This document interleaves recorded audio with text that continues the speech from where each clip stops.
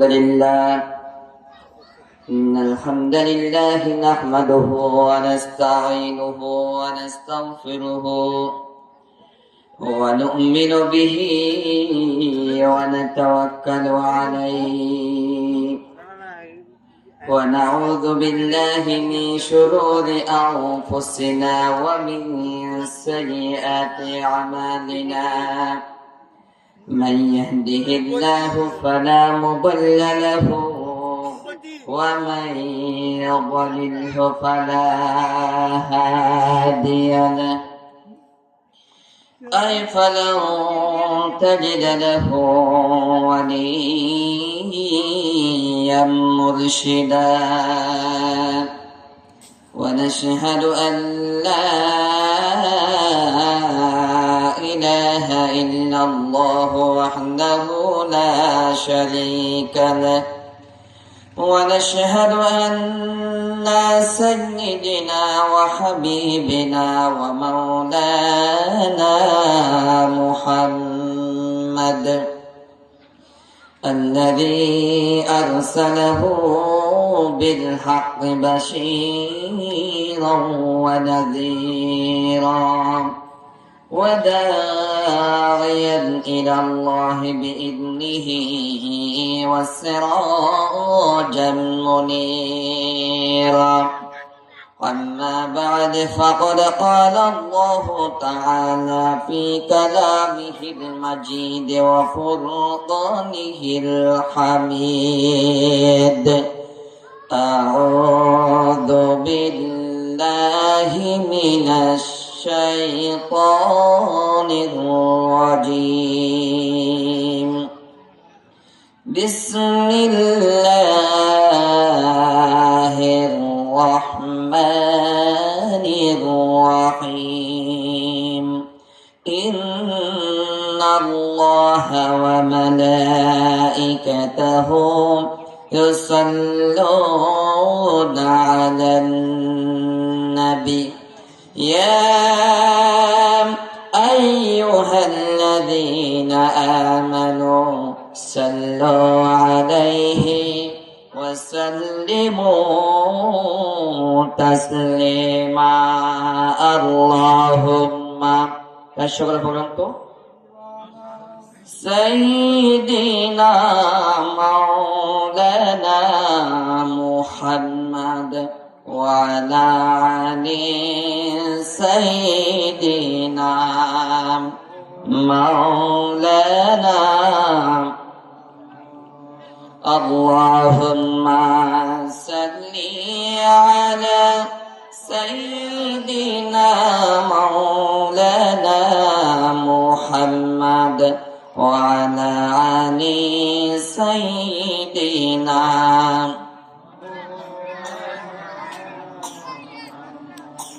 রজব শাবানে বরকত নাও রমজানে মাসে গুনাহ জড়াও রজব শাবানে বরকত নাও রমজানে মাসে গুনাহ জড়াও সবটাই মিলে তুমি বরকত দাও রজব শাবানে বরকত নাও রমজানে মাসে গুনাহ জড়াও আল্লাহুম্মা সাল্লি আলা সাইয়্যিদিনা মাওলানা মুহাম্মদ ওয়া আলা আলি সাইয়্যিদিনা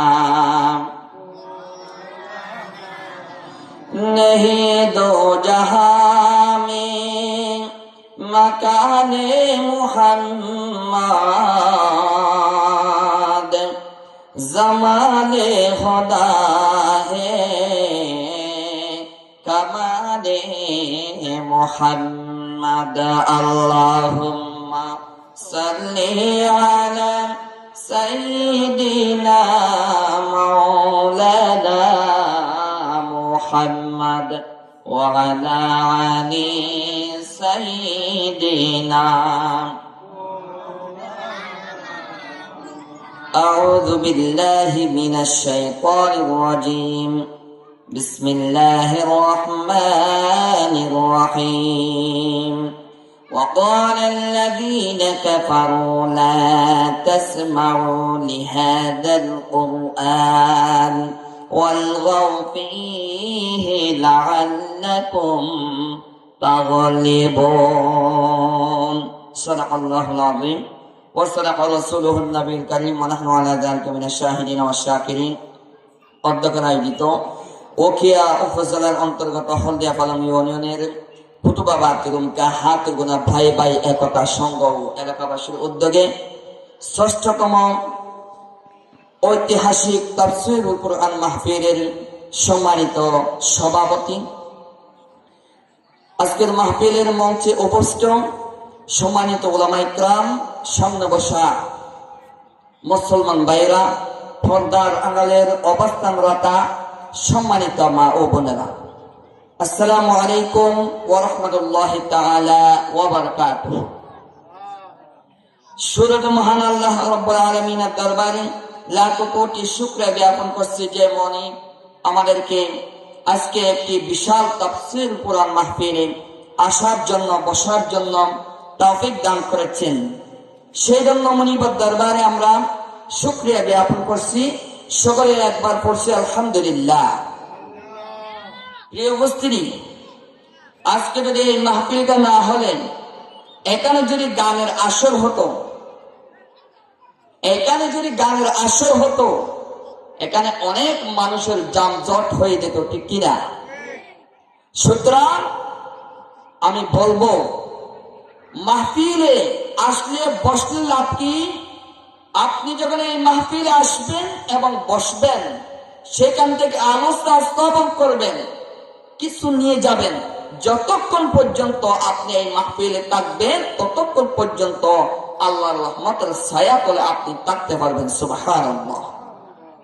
আপনার কোনো গুনাহ হবে না, কারণ এটা সাধারণ বিষয় না, এটা হচ্ছে কোরআনের মাহফিল। এখানে কিসের আলোচনা করা হয়? কোরআনের আলোচনা করা হয়।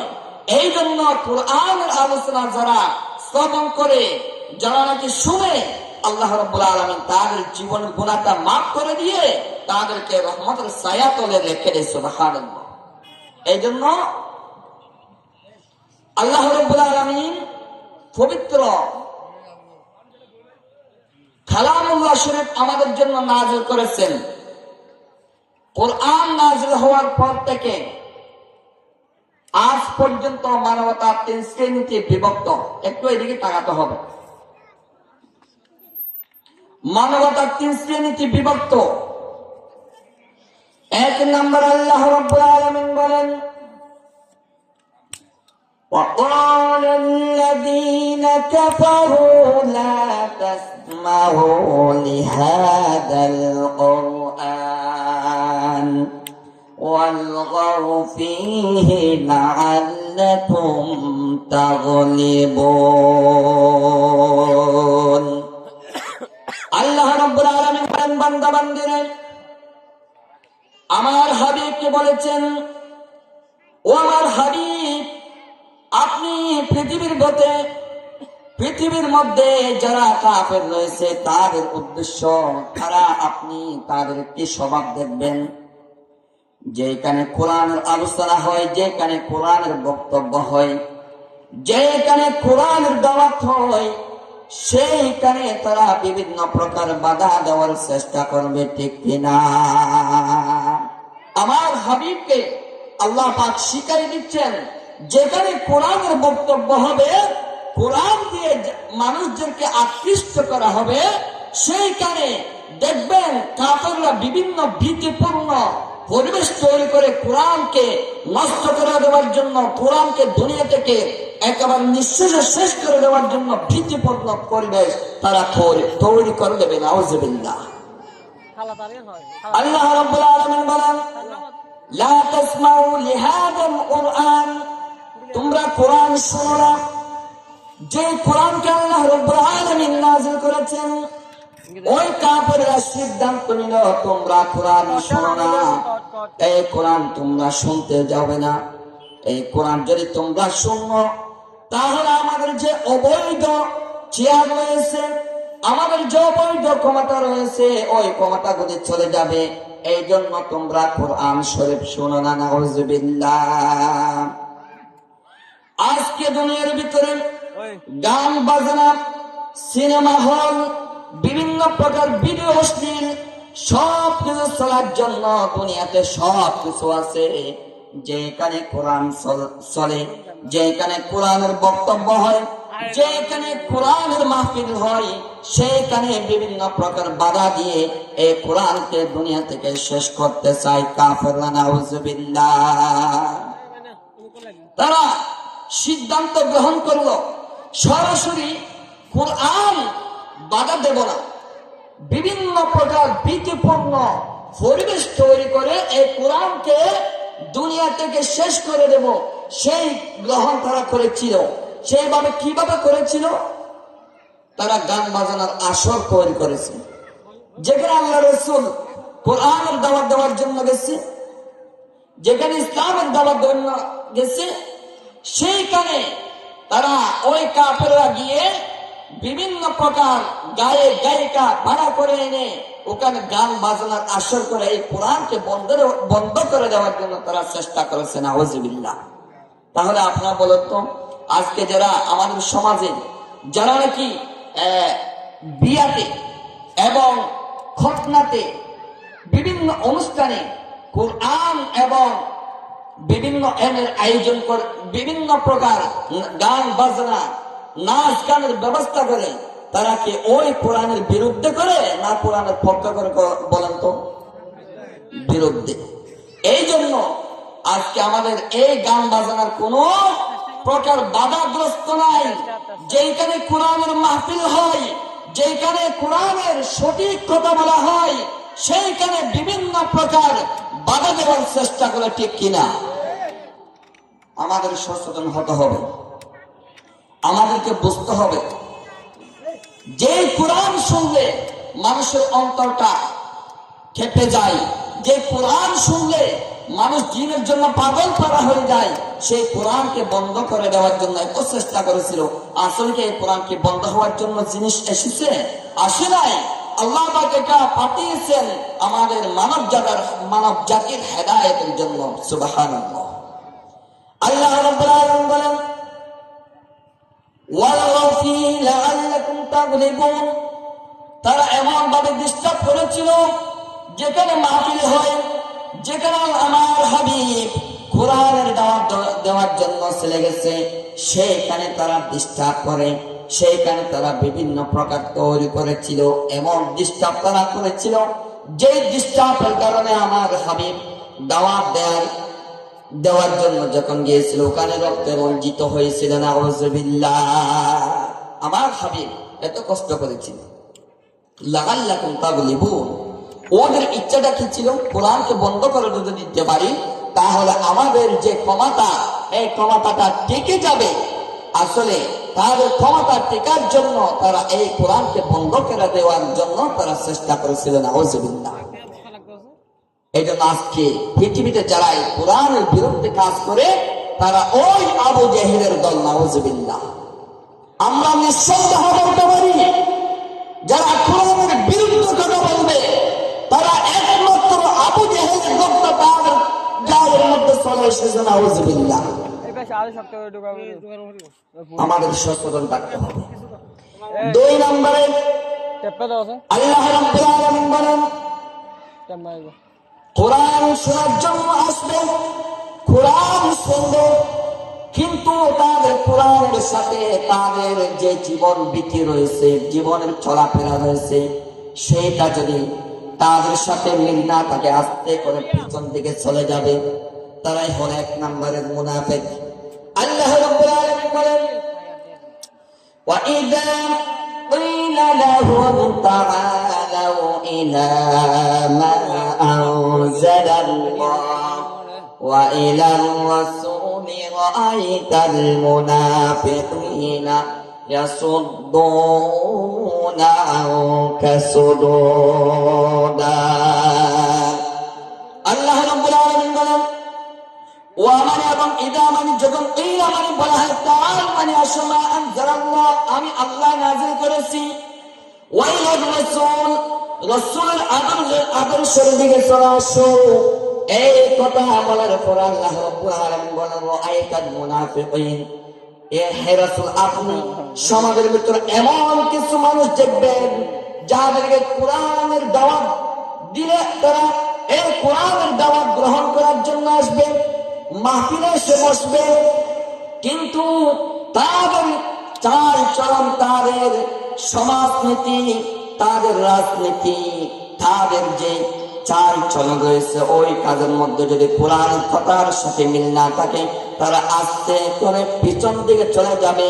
তারা হলো এক নম্বরে কাটি বেঈমান, কাটি মুনাফিক, নাউযুবিল্লাহ। আমাদের সমাজে এরকম মানুষ রয়েছে, অনেকের স্ত্রী বেফরদার চলে, কোরআনের ভিতরে যদি বেফরদার কথা বলে তার গায়ে লাগে। অনেকের স্ত্রী, অনেক ব্যক্তি রয়েছে যারা সুদ খায়, কোরআনের ভিতরে যদি সুরের বিরুদ্ধে কথা বলে তার গায়ে লাগে। অনেক ব্যক্তি রয়েছে সে মদ খায়, সে গাঁজাটি হিরোইন খায়, ইয়াবা খায়। এরকম মানুষের কথা যদি এখানে কোরআন দিয়ে যদি উদাহরণ দেওয়া হয়, সে আস্তে করে পিছনে চলে যায়, বুঝতে হবে সে একজন এক নম্বরের মুনাফিক, নাউযুবিল্লাহ। আমাদের সমাজে আছে কিনা? অবশ্যই আছে। আমরা মসজিদে যখন আমরা ইমামতি করি, আমরা যখন মসজিদে খুতবা দিই, আমরা যখন বিভিন্ন আলোচনা করি, ওই আলোচনার ভিতরে অনেক মানুষের গায়ে লেগে যায়। ওই গায়ে যখন লাগে সেই বাইরে গিয়ে বিভিন্ন সমালোচনা আলেমদের বিরুদ্ধে এমন অ্যাকশন নেয়, ওই আলেমকে যেন এই পৃথিবী থেকে বিদায় করে দিতে পারে সেই অ্যাকশন পর্যন্ত নিয়ে তাকে, নাউযুবিল্লাহ। এই জন্য আমাদের ইমানকে মজবুত করতে হবে, আমাদের ইমানকে শক্ত করতে হবে, ওই মুনাফিকের আলামত থেকে আমাদের বেঁচে থাকতে হবে। 3 নম্বর আল্লাহ রাব্বুল আলামিন বলেন, যারা এই কোরআন শুনতে আসবে, কোরআনের আলোচনা শুনবে, তাদের ভালো লাগবে, তারা কোরআনকে গ্রহণ করবে, তারা হলো কারা? তারা হলো 1 নম্বরের ঈমানদার, তারা হলো মুমিন। আমার আল্লাহ রাব্বুল আলামিন বলেন, ইন্নামাল মুমিনুনা আল্লাযীনা ইযা যুকিরাল্লাহু ওয়াজিলাত কুলুবুহুম ওয়া ইযা তুলিয়াত আলাইহিম আয়াতুহু যাদাতুহুম ঈমানা ওয়া আলা রাব্বিহিম ইয়াতাওয়াক্কালুন। আল্লাহ রাব্বুল আলামিন বলেন, ইন্নামাল মুমিনুনা আল্লাযীনা ইযা যুকিরাল্লাহ, যারা 1 নম্বরে ঈমানদার, তারা যখন আলোচনার সঙ্গে চলে আসবে, কোরআনের সঙ্গে চলে আসবে, কোরআনের বক্তব্য তারা শ্রবণ করবে, তাদের অন্তরের ভিতরে ভালো লাগবে, তারাই হলো 1 নম্বরের ঈমানদার। সুবহানাল্লাহ। ওয়াজিলাত শব্দের এখানে 3টি ব্যাখ্যা দিয়েছেন মুফাসসির کرام, 3টি অর্থ করেছেন। তার মধ্যে 1 নম্বর অর্থ হলো আপনার ভিতরে ঈমান আছে কিনা, আপনি কি ঈমানদার কিনা, আপনি কি বেঈমানদার, আপনি কি ঈমানদার, আপনার ভিতরে কতটুকু ঈমান রয়েছে আপনি নিজে নিজে পরীক্ষা করুন। কিভাবে পরীক্ষা করবেন? ওয়াজিলাত শব্দের ব্যাখ্যা বলছে আমার আল্লাহ রাব্বুল আলামিন বলেন, ওয়াজিলাতের মধ্যে 3টি ব্যাখ্যার 1 নম্বর ব্যাখ্যা হলো আপনার যে কি এই বাম হাতের নিচে, এই সিনার ভিতরে 2 আঙ্গুলের নিচে একটি জায়গা রয়েছে, গোস্তের টুকরা রয়েছে। এই গোস্তের টুকরার আরবির নাম হলো কল। ওই কল একটি গোস্তের টুকরা রয়েছে। আপনার ভিতরে ঈমান আছে কিনা পরীক্ষার জন্য বলছে। এবার আপনি যদি ঈমানদার হয়ে থাকেন, কোরআনের কথা যদি আপনি শ্রবণ করে থাকবেন, কোরআনের কথা শ্রবণ করার সাথে সাথে আজ আপনার ওই গোস্তের টুকরাটা কেঁপে উঠবে। সুবহানাল্লাহ। বুঝতে হবে আপনি 1 নম্বরের ঈমানদার। আর যদি গোস্তের টুকরাও না কাঁপে, 2 2 নম্বরে ব্যাখ্যা হলো আপনার সারা শরীরের যে গায়ের পশম রয়েছে, আপনার যদি ঈমানটাকে আপনি যদি আলোচনা শ্রবণ করেন, আপনার ওই গায়ের পশমগুলো খাড়া হয়ে যাবে। এটাও যদি না হয়, 3 নম্বরে ব্যাখ্যা হলো আপনার অন্তরের ভিতরে একটু একটু খুশি লাগবে, আনন্দ লাগবে। আপনি যে মাহফিলে চলে এসেছেন, মাহফিলের কথা শুনেছেন, কোরআনের কথা শ্রবণ করেছেন, এই কথা শ্রবণ করে আপনার অন্তরের ভিতরে একটু হাসি হাসি মনে মনে একটু খুশি লাগবে। আপনার এই 3টা বিষয় যদি একটি বিষয় যদি আপনার ভিতরে পাওয়া না যায়, বুঝতে হবে আপনি একজন টাটকা নির্ভেজাল কাফের, নাউযুবিল্লাহ। 3টি বিষয়, একটু বলেন তো কয়টি বিষয়? মনে রাখবেন কয়টি বিষয়? 3টি। 3টির ভিতরে আপনার যে এখানে একটি গোস্তের টুকরা রয়েছে, এটি যদি আপনার কেঁপে উঠে, বুঝতে হবে আপনি 1 নম্বরে ঈমানদার। কোরআন শোনার পরে যদি আপনি এরপরেও গোস্তের টুকরা না কাটার পরে আপনার সারা শরীরের যে গায়ের পশম রয়েছে এটা যদি কাটা হয়ে যায়, তাহলে বুঝতে হবে আপনি 2 নম্বর ঈমানদার। এটাও যদি না হয়, 3 নম্বরে আপনার শরীরের ভিতরে অন্তরের ভিতরে কি খুশি খুশি লাগবে। আমরা যখন আলোচনা শুনি, ঈমানদার যারা রয়েছে একটু খুশি খুশি লাগে না? হুজুরে যখন আলোচনা করে অনেক ভালো লাগে, কোরআন কথা শ্রবণ করে নিজের জীবনকে পাল্টে দেওয়ার চেষ্টা করি আমরা, ঠিক কিনা? যদি এটাও যদি আপনার ভিতরে না থাকে, 3 প্রকারে একটিও যদি না থাকে, বুঝতে হবে আপনার ঈমানটা আসলে নাই। আপনি মাহফিলে আসতে পারেন, কিন্তু আপনার ভিতরে কি না? ঈমান নাই, ঈমানটা চলে গেছে। তাহলে আপনি একজন কাফের হিসেবে ওই কাফের দলের সাথে কবরে যেতে হবে, নাউযুবিল্লাহ। আমরা এই পৃথিবীতে আমরা ভালোবাসি কাকে? বিশ্বনবী সাল্লাল্লাহু আলাইহি ওয়াসাল্লামকে। আমরা শুধু ভালোবেসে, আমরা হুজুরকে ভালোবেসে আমরা চলে গেলাম, জীবনটা কাটিয়ে ফেললাম, কিন্তু হুজুরের আদর্শকে আমরা গ্রহণ করতে পারলাম না। আল্লাহ রাব্বুল আলামিন কোরআনের ভিতরে কি বলেছেন? قُلْ إِن كُنتُمْ تُحِبُّونَ اللَّهَ فَاتَّبِعُونِي يُحْبِبْكُمُ اللَّهُ وَيَغْفِرْ لَكُمْ ذُنُوبَكُمْ وَاللَّهُ غَفُورٌ رَّحِيمٌ। আমার আল্লাহ রাব্বুল আলামিন বলেন, হে নবী আপনি বলে দিন,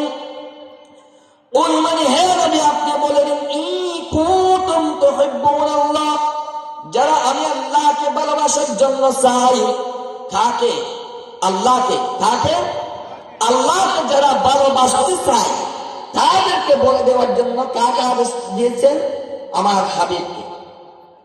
ফাত্তাবিউনি, তারা যেন আপনাকে অনুসরণ করে। কাকে? আমার হাবিবকে, আমার রাসূলকে যেন তারা অনুসরণ করে। এখন আমরা কি ভালোবাসা বেশি না অনুসরণ বেশি? বলেন তো। ভালোবাসা কি? দুঃখ ভরে গেলেন মনে হয়। ভালোবাসা বেশি, অনুসরণ নাই। আপনার যদি অনুসরণ থাকতো, আমার রাসূলের সারা শরীরে কি জুব্বা আছে কিনা? আমার রাসূলের মাথায় এরকম টুপি আছে কিনা? আমার রাসূলের মুখে দাড়ি আছে কিনা?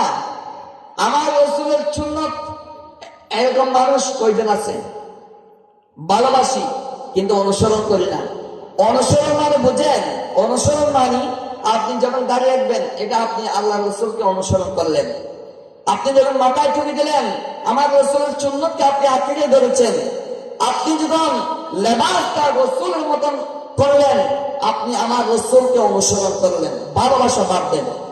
আপনি যখন অনুসরণ করবেন, আপনার ভালোবাসা এমনি এমনি হয়ে যাবে। সুবহানাল্লাহ। প্রিয় উপস্থিতি, ভালোবাসলে যদি জান্নাত পাওয়া যেত, অনেক আলেমরা বলেছেন আমার রাসূলকে যদি ভালোবাসেন আপনাকে জান্নাত দিয়ে দেবে। এটা ভুয়া কথা, এটা আসলে ঠিক না। আমি চ্যালেঞ্জ দিয়ে বলছি, আপনি যত ভালোবাসেন, আপনার যদি অনুসরণ না থাকে কোনো কাজে আসবে না। আমার রাসূলকে সারা জীবন যিনি ভালোবেসেছিল, সারা জীবন যিনি মুহাব্বত করেছিল, আমার রাসূলের চাচা আবু তালেব। আবু তালেব আমার রাসূলকে এমন ভালোবাসেছিল, আমার রাসূল যেখানে ঝগড়া হয়, যেখানে মারামারি হয়, যেখানে দাওয়াতি কাজ হয়, যেখানে আমার রাসূলের উপর বিপদ চলে আসে, সেইখানে আবু তালেব গিয়ে একটি ঢাসের ফিসিয়ে থাকতো। এমন ভালোবাসা বাসত, আমার রাসূলকে তো ভালোবাসতে, তো মুহাব্বত করত, পৃথিবীর জমিনে আর কেউ এত ভালোবাসত না। সুবহানাল্লাহ। কিন্তু আমার রাসূল, ওই আমার আল্লাহ রাসূলের চাচা আবু তালেব ঈমান গ্রহণ করেন নাই, সে জাহান্নামে চলে গেছে। সে যখন মৃত্যুর লড়াই করছে, এমন সময়, মৃত্যুর সময় আমার রাসূল গিয়ে বলে, ইয়া আম্মি আবু তালিব, কুল লা ইলাহা ইল্লাল্লাহ হাজ্জুল লাকা ইনদাল্লাহি ইয়াউমাল কিয়ামা। রাওয়াহুল বুখারী। বুখারী শরীফের বর্ণনা। হে আবু তালিব, হে আমার চাচা, আপনি লা ইলাহা ইল্লাল্লাহ বলতে লাগবে না, আপনি মুহাম্মদুর রাসূলুল্লাহ বলেন না, লা ইলাহা ইল্লাল্লাহ বলেন। শুধু এতটুকু যদি আপনি বলেন, আমি আপনার জন্য সুপারিশ করে আমি আল্লাহর দরবারে আপনার জন্য জান্নাতের ব্যবস্থা করে দেব।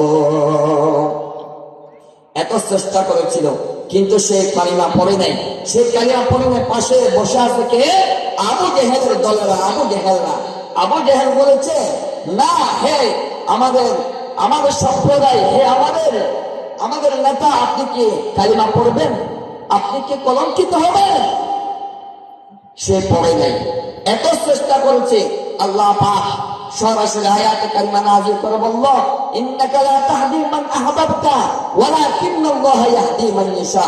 হে রাসূল, হেদায়েতের মালিক আপনি না, আপনি হেদায়েত করতে পারবেন না একমাত্র যতক্ষণ পর্যন্ত আমি হেদায়েত না করে। ঠিক কি না? আজকে আমরা অনেক মানুষদেরকে হেদায়েতের চেষ্টা করি। আপনি নামাজ পড়তে আসেন, আপনি এটা করেন, এটা করেন, ইসলামের এটা করেন, এটা করেন, তাহলে আল্লাহ পাক হেদায়েত করে নেয়। সে কিভাবে আসবে? এই জন্য হেদায়েতের মালিক কে? একমাত্র কে? আল্লাহ পাক। ক্ষমা করে নাই। আল্লাহ পাক বলেছেন, আপনি বলেছেন হেদায়েতের কথা, কিন্তু সে পড়ে নাই কালমা। সেই কলমা পড়ে নাই, সে জাহান্নামে চলে যাবে। কবরের সামনে গিয়েও সে দোয়া করছে, আমার চাচাকে আল্লাহ একটু মাফ করে দেন, জান্নাতের ব্যবস্থা করে দেন। আল্লাহ রাসূলের দোয়া আল্লাহ পাক সরাসরি কোরআনের আয়াত কালিমা নাযিল করে বলেছেন, হে রাসূল, আপনি এরকম একজন মুশরিকের জন্য দোয়া করতে পারেন না, আপনি একজন ঈমানদার হয়েও। ঠিক কিনা?